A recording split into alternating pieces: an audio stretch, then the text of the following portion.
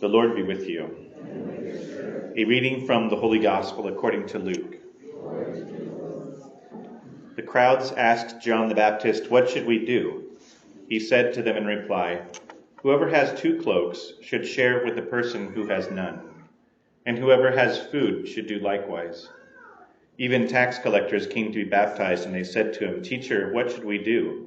He answered them, "Stop collecting more than what is prescribed." Soldiers also asked him, "And what is it that we should do?" He told them, "Do not practice extortion, do not falsely accuse anyone, and be satisfied with your wages." Now the people were filled with expectation, and all were asking in their hearts whether John might be the Christ. John answered them all, saying, "I am baptizing you with water, but one mightier than I is coming. I am not worthy to loosen the thongs of his sandals. He will baptize you with the Holy Spirit and fire. His winnowing fan is in his hand to clear his threshing floor and to gather the wheat into his barn, but the chaff he will burn with unquenchable fire." Exhorting them in many other ways, he preached good news to the people. The Gospel of the Lord.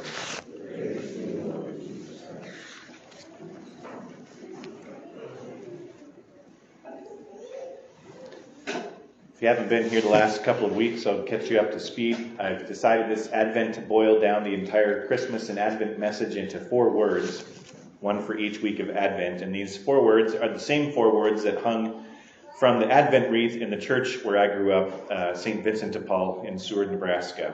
And along with each of these 4 words of Advent, each week I'm also giving you homework to help us prepare ourselves for Christmas. The first week of Advent was the word hope. That's a very simple message of Christmas, hope. Hope only in God. And along with that word, hope, I gave you the homework to view the world around you rather from the doom and gloom and despair that is kind of around us, to have the perspective of hope in God. Last week's word was peace. Peace as understood in the Catholic tradition as not a lack of conflict, but as knowing your place in God's plan.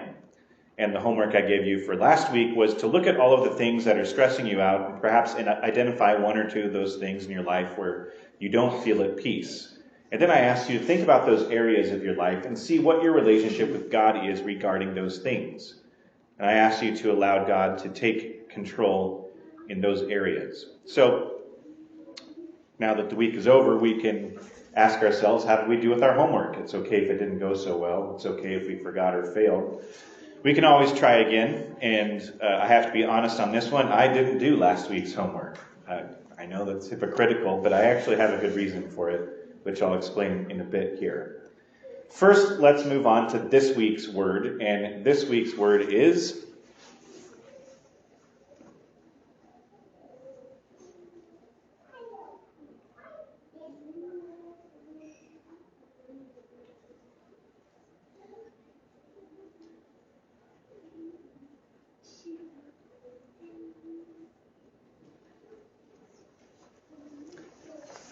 joy.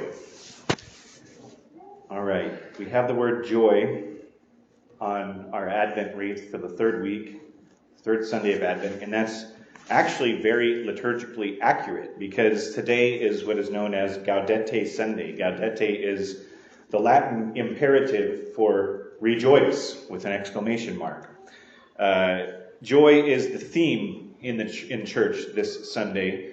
So our word for the week is appropriate. Here we are we're past the halfway point of Advent, and the church urges us to look ahead, to begin looking ahead to Christmas. And we will certainly be doing so. The Christmas decorations will be up in church soon, and we even had a nice snowstorm yesterday to get us more into the holiday spirit, so it's actually starting to feel like Christmas. I'm wearing pink vestments today, and that's because in the tradition of the church, pink, or technically rose as it's called, is a color that represents joy. It's kind of fitting, I think. Pink is sort of a happy tropical color. And we light the pink Advent candle. Pink is also symbolic because it's the color of the sunrise.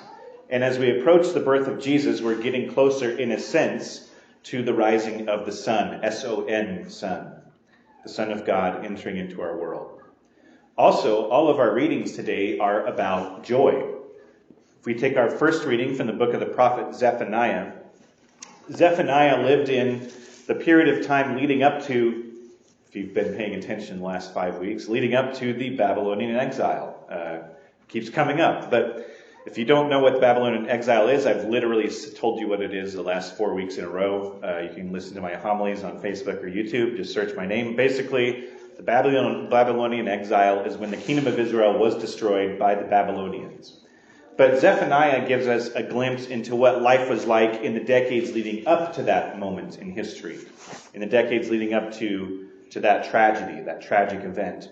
And the main reason that the Bible and Zephaniah give for the fall of the kingdom of Israel was the sin of idolatry. That's the reason Israel was destroyed. The constant trap that the Israelites fell into of worshiping pagan gods. They wanted to fit in. They wanted to be stylish like all the other nations. And then they had forgotten their special role as the chosen people of the one true God. And so they defaulted into worshiping the sun and the moon and the stars. They offered their infant children as human sacrifices. They built temples to foreign gods within the boundaries of the promised land. And even the kings of Jerusalem did these things. They were supposed to be God's anointed, and still they fell into this temptation. And Zephaniah's job was to call them out for this, to point out their idolatry, to call them back to the one true God. And so his message, for the most part, in the book of Zephaniah is one of doom and gloom. He's warning them, these things are going to happen to you if you don't change your ways. His message was a warning of the times to come, and they did come just a couple of decades after his life. But if you look at today's reading, here's what he says. Shout for joy, O daughter Zion. Sing joyfully, O Israel. Be glad and exult with all your heart, O daughter Jerusalem. The Lord your God is in your midst, a mighty Savior. He will rejoice over you with gladness and renew you in his love. He will sing joyfully because of you. That's a lot of the word joy in just a few verses of the Bible. And once again, sort of like Jeremiah a couple of weeks ago and the prophet Baruch last week, we have a prophet whose words don't exactly match the mood of the day in which he lived. Where is all the doom and gloom? He's talking all about joy. Everything is going down the tubes, but he's excited. He's joyful. And the reason why, and this is kind of the whole point of this passage, the reason why Zephaniah is so joyful is because he knows that God is on their side. All they have to do is turn to him, and they'll have reason to rejoice. No matter how bad the world gets, he is the reason that they ought to be joyful. They're still they are still God's chosen people. And Paul picks this up in our second reading where he says, rejoice in the Lord always. I shall say it again, rejoice. And he's saying rejoice in the midst of persecution of the likes that we've never experienced in our time. And yet Paul's message, like Zephaniah's, is to be joyful. Let me tell you a little bit about the most joyful people that I know. They own no property. They earn no paycheck. They don't even own the clothes on their back. They don't get to pick out their wardrobe. They don't have husbands, which is maybe why they're joyful. But they give up children of their own. They are only allowed to visit their family once or twice a year. They follow a strict schedule. They even submit their own will to someone else by making a promise of obedience, a vow of obedience. I'm not talking about priests. Priests are often not joyful. I'm talking about the Marion Sisters of Lincoln. They're a group of religious sisters who live in Waverly, Nebraska, and they're near and dear to my heart. My mother was very interested in becoming a Marion sister, and she spent a long time with them before she met my dad. Obviously, I'm glad that she didn't join them, but I've always had a close connection with the Marion sisters because of that. And the Marion sisters, like all nuns and sisters, they take 3 vows. They make 3 vows of poverty, chastity, and obedience. But the Marion sisters, they sort of take a 4th vow. And the 4th vow is joy. To live their life with the joy of St. Francis specifically. And they are joyful. They are so joyful that it's contagious. They are so fun to be around. While we as priests struggle to get 1 or 2 seminarians studying for the priesthood every year, to 1 or 2 new seminarians studying for the priesthood. The Marion sisters are flooded with vocations. They have so many young sisters joining them because they simply want to share in their joy. They are so joyful in a world that often lacks joy altogether. So how is it possible to be so joyful when you have so little? It's basically the same scenario that St. Paul and the prophet Zephaniah are talking about. Basically, if Christ is for us, who can be against us? Here's what the Catechism says about joy, and I think it puts everything into perspective. It says, with creation, God does not abandon his creatures to themselves. He not only gives them existence, but also in at every moment upholds and sustains them in being, enables them to act, and brings them to their final end. Recognizing this utter dependence with respect to the Creator is a source of wisdom, freedom, joy, and confidence. In other words, what the Catechism teaches is that it's our dependence on God that brings us true joy.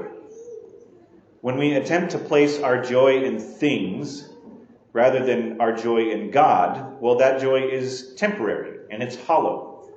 It doesn't last. When we attempt to place our joy in anything but God, it usually goes wrong. All the Marian sisters really have is Jesus. And that's enough. That's all they need. They're filled with joy because of it. Let's talk homework. All right, so the real reason that I didn't do last week's homework is because I did this week's homework instead. And in doing this week's homework, I found that you're going to have to be deliberate this week with the homework. You're going to have to be sort of self-aware to pull this off and be quite thoughtful in your actions this week.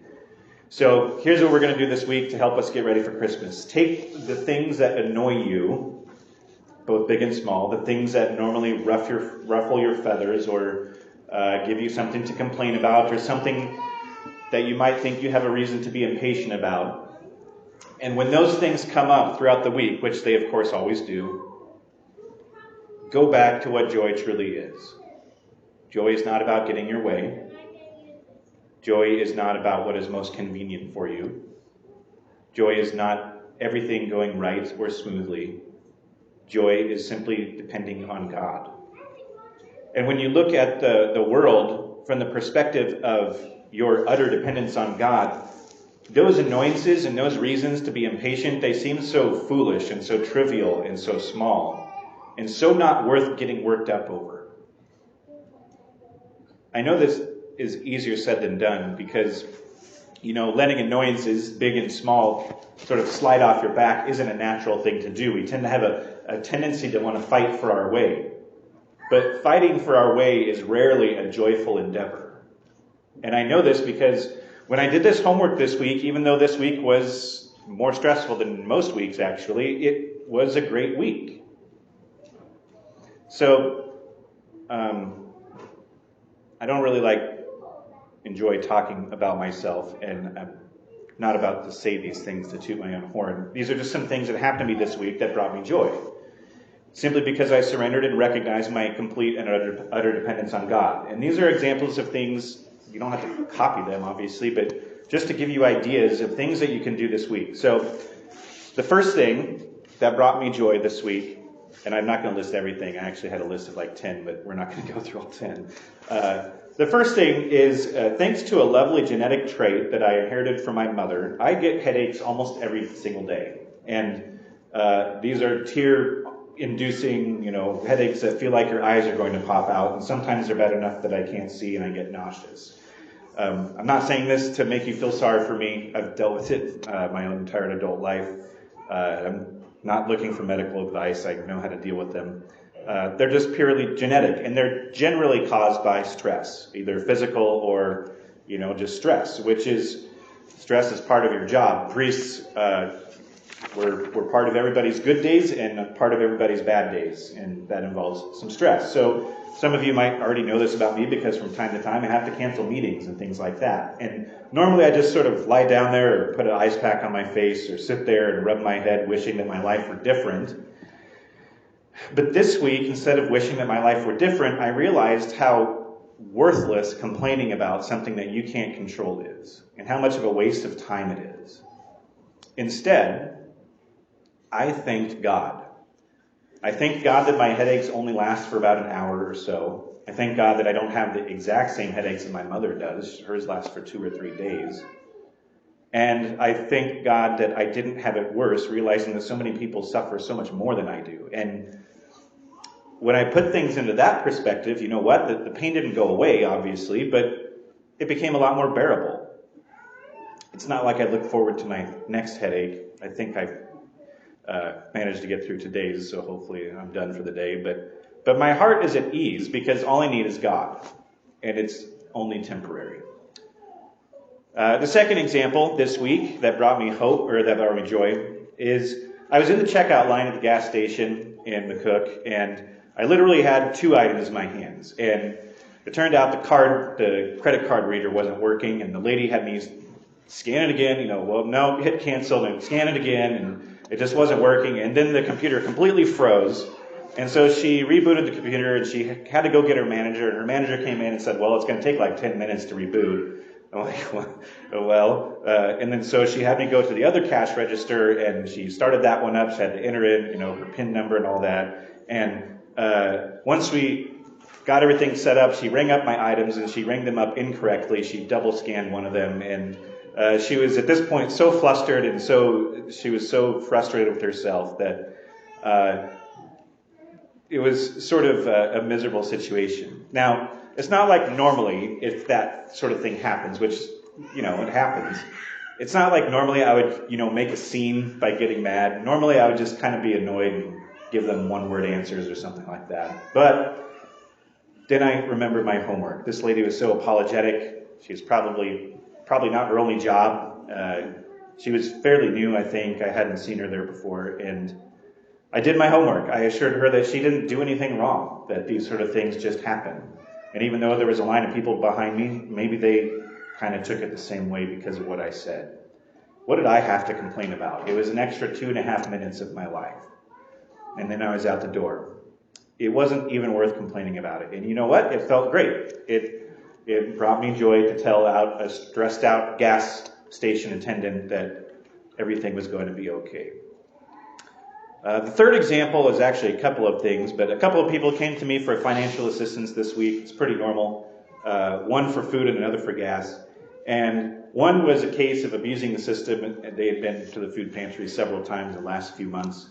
And the other one, asking for gas, was obviously lying about a couple of things. I don't know why, but people who ask for money try to make it sound like it's a desperate situation. Really, they just need to drive somewhere, which is fine. I'll provide for them. And in both cases, I decided to ignore all that and just do it with joy, to serve them with joy. I ignored their rough edges and I helped them out because we're called to imitate God's generosity. We're not called to imitate God's judgment. I have no room to criticize these people because I didn't know them. I don't know where they're coming from or the crosses that they have to carry. Sure, a lot of people have problems. They can be self-inflicted, but Jesus didn't say help the poor, but only if they're upstanding citizens. He said to help the sinner. And so that's what I did. And it brought me joy. I've got a few more examples, but I'll leave with this one. I bring communion to shut-ins every week, some on Wednesdays and some on Fridays. And on Friday, as I walked into this person's front door, it was beginning to snow yesterday. And it was several miles out into the country on a dirt road, and it was beginning to snow, and I hadn't even started writing this homily yet. It was just sort of a rough outline in my head. And so I was kind of feeling the pressure to rush through things and to get back home, to get back to the office, get back to the church to do a holy hour, to write this thing. And so I went in, and I sat down, and this guy was doing a couple things.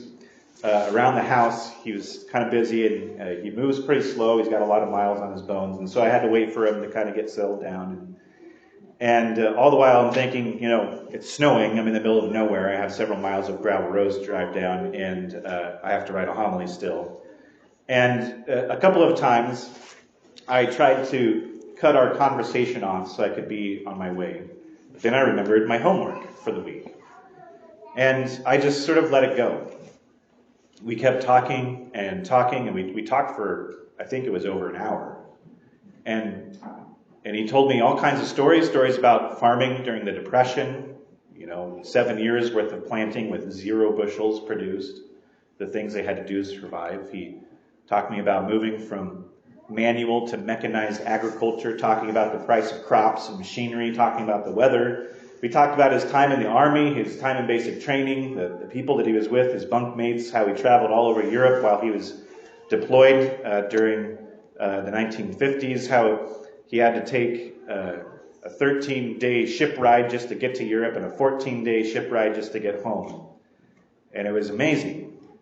And when I gave him communion, he's pretty hard of hearing, so I doubt he was saying this to me. He kind of quietly said to himself, "It is so good to receive the host." And at the end of our time, he said, "Father, I'm so glad we got to talk because I'm the only one out here."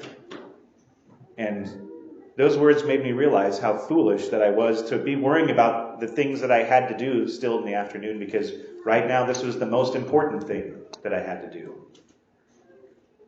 There was a surprising amount of snow on the ground when I went back to my car, but I didn't care because it was a wonderful afternoon, one that I'll remember for a long time, and it really brought me a lot of joy. I'm not bragging, but this was a good week, and it was good because I surrendered myself to God in what would normally be annoying or stress-inducing situations. I allowed myself to rely only on God instead of myself, even in the little things, small as waiting in a line at the gas station. And then yesterday afternoon, when I was writing this homily, I realized why surrendering myself brought me so much joy. It hit me when I read today's gospel yesterday, where John the Baptist says, "Whoever has 2 cloaks should share with the person who has none, and whoever has food should do likewise." Nothing I have is really mine. It was given to me by God and by the generosity of others. And God gave me those things to share it with other people. So when it comes to our time and our resources and even your patience, just give it away. It's worth it. Material things will not bring you true and lasting joy. Only the Lord our God will.